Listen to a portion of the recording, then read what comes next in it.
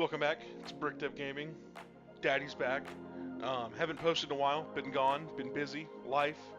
It's a real thing. We've had time to duel though. So here we got the beautiful Doom of Dimensions pre-release playmat. Promotional item. It's beautiful. I love it.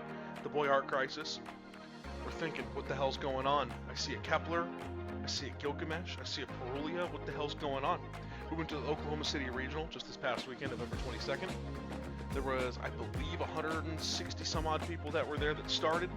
After everybody had dropped, about 60 some odd duelists had finished. We got 27th. Old Konami rules, we topped. So, it doesn't count though. No Nats invite because we didn't top 16, which is fine. This is probably one of the best I've ever played in a while with DDD K9.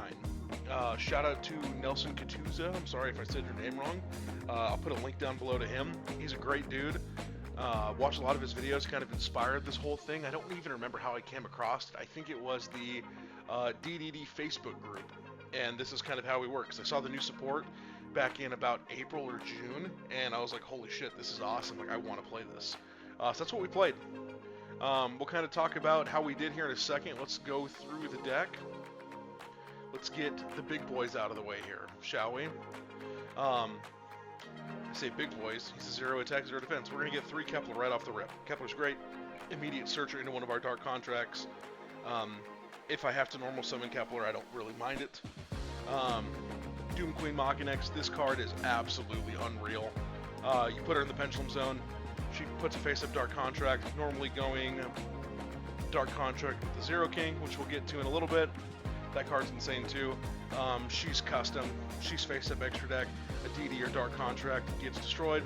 She can summon herself and then can pop a card. She's absolutely unreal and like necessary at 3. 2 Scale Surveyor. Compared to Nelson's deck list, it's a little bit different. I like to run some stuff a little bit differently with different ratios. I found 2 Scale Surveyors kind of a sweet spot low-key because I do want to summon it sometimes as a mini extender.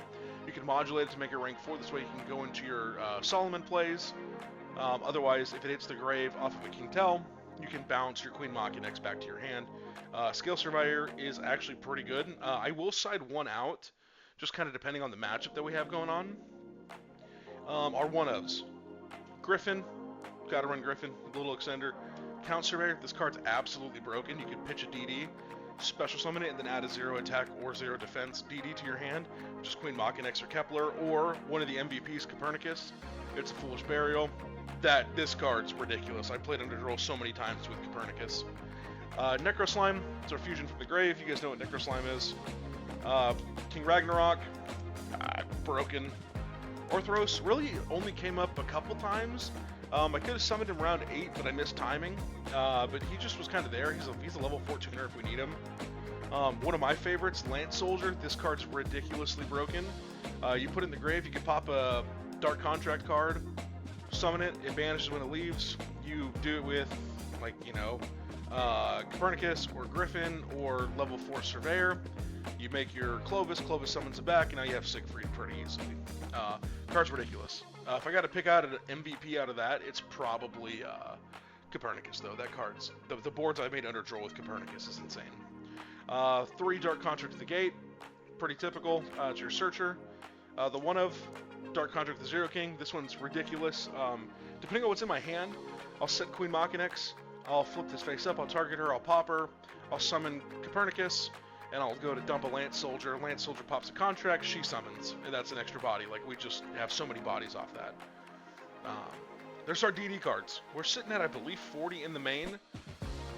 So now let's get to the Justice Hunters. 1 Noroi. You're asking, why only 1 Noroi? I only have 1 Noroi.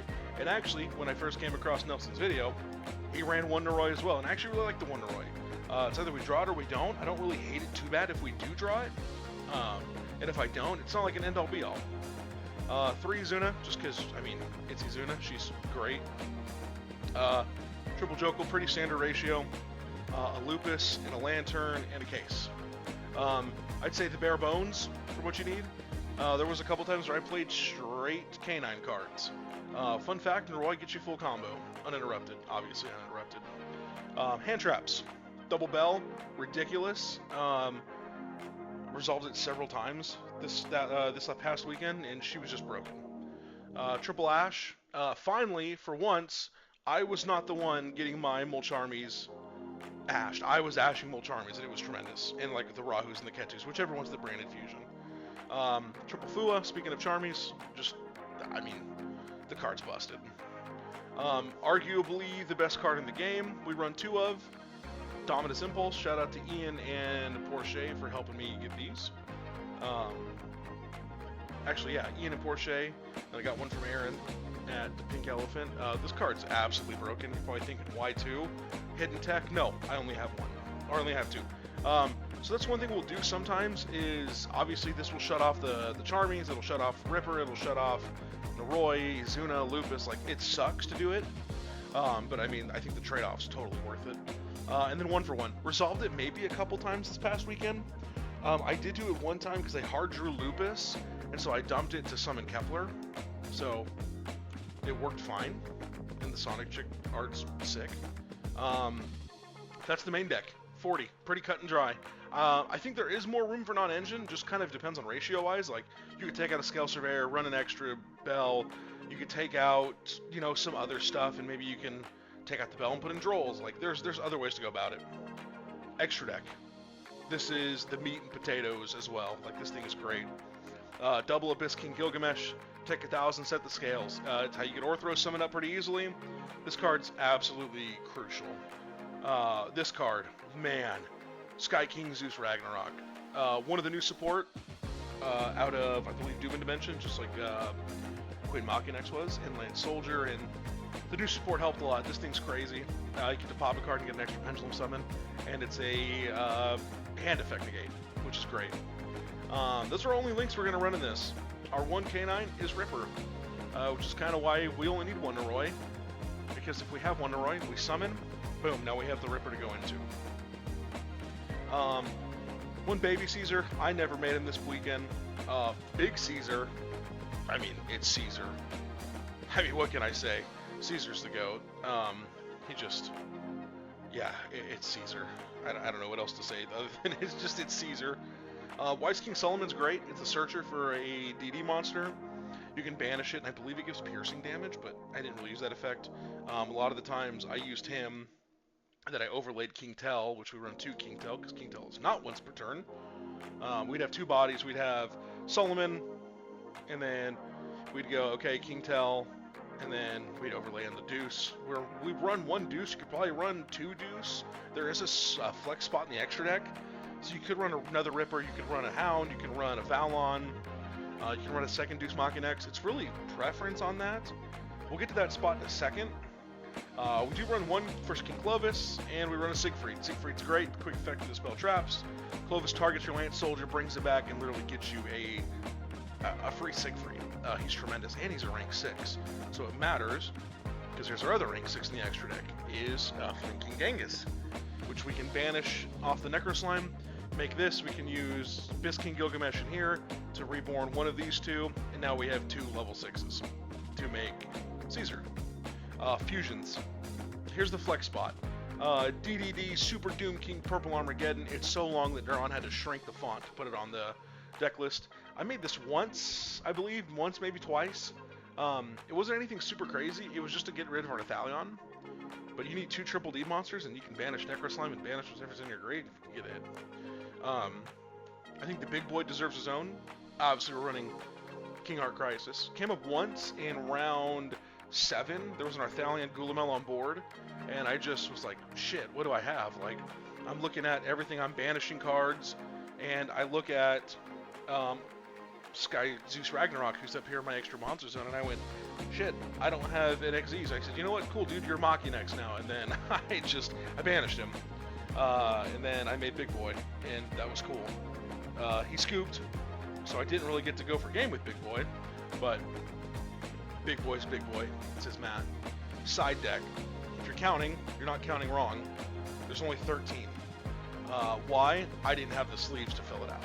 So, I don't know if I want to side this card. Came up once, around 8. 3 Perulia, Double Thrust, Dark Ruler, Talent, Lightning Storm, just thrust targets with that. Lancia, just to respect Malice, just because it's still there. I did draw it into my only Lunalight matchup, and he got rid of it with talent, so that sucked. Dark Contract with Eternal Darkness.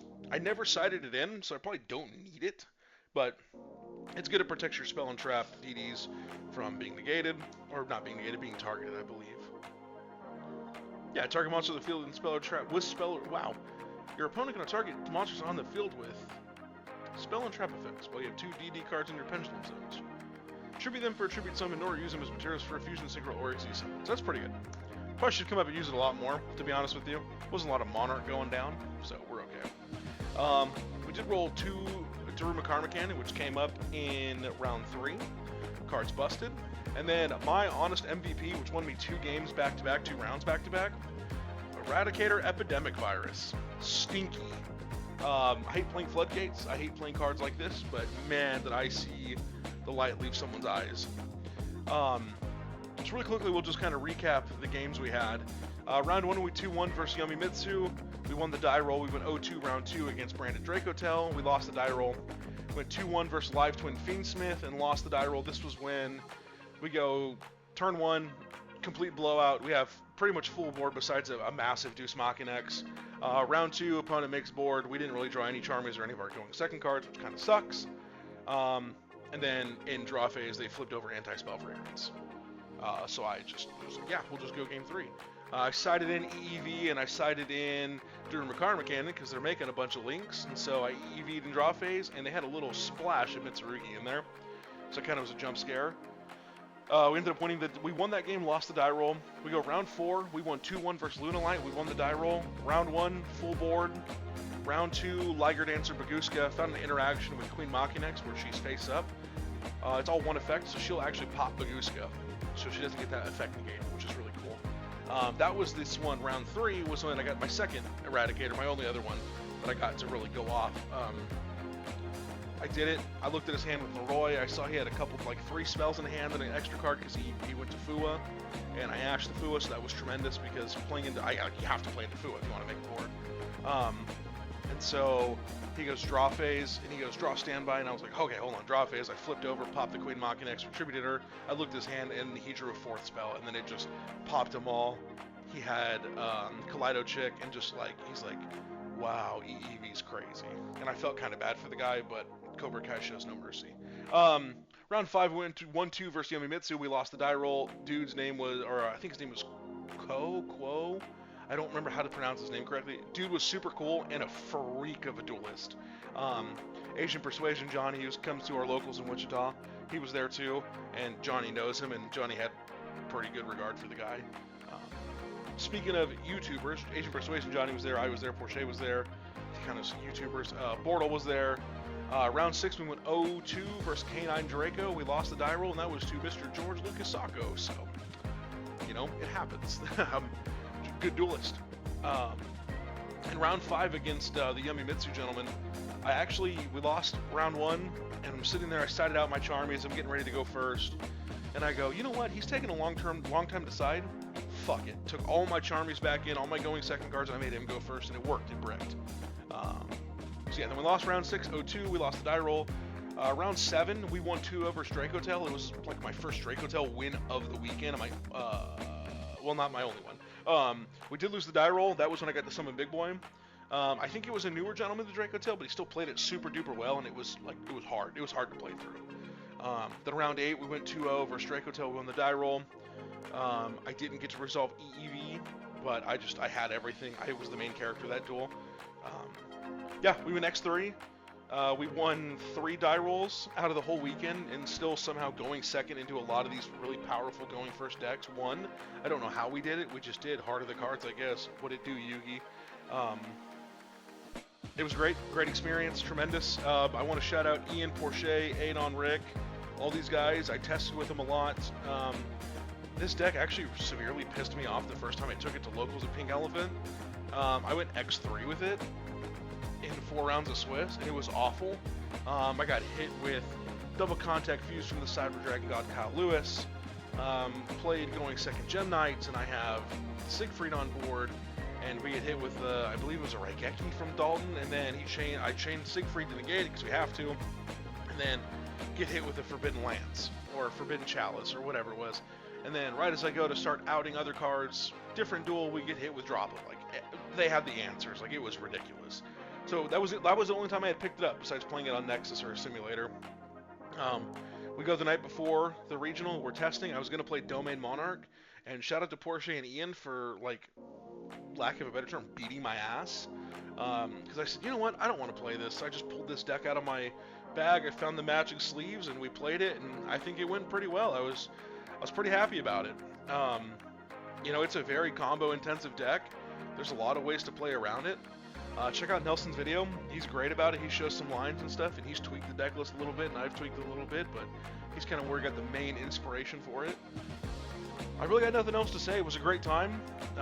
It was really reassuring to play that well at that high of a level against some really, really, really great duelists, and there's some you just main characters is really what it comes down to. It was a lot of fun. We look forward to going to more, hopefully playing at a higher level, maybe picking up a couple different decks to play with and kind of fool around, but this is a lot of fun.